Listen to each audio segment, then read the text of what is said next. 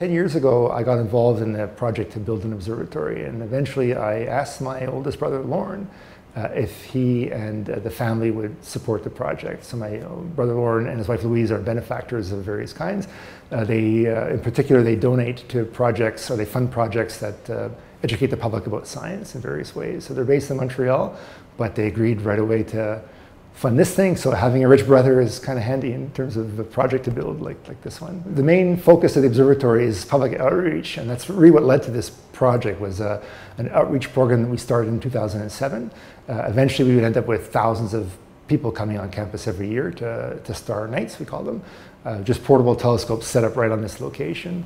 And this project, this outreach project, built a lot of support around the SFU campus community. Yeah, so astronomy for me is a deeply personal thing. So when I was growing up, my oldest brother Lauren, 11 years older than I am, he was kind of my role model. He was into all kinds of science. So I wanted to do science of some kind. I didn't know what that was.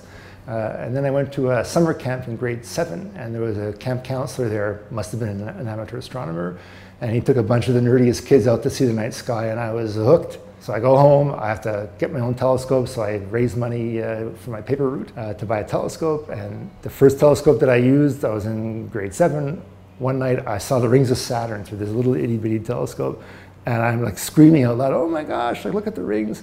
So that's what set me on the path towards becoming a scientist, and then eventually doing this program. In fact, we give away telescopes to families and schools, and it's basically that telescope that I had as a kid.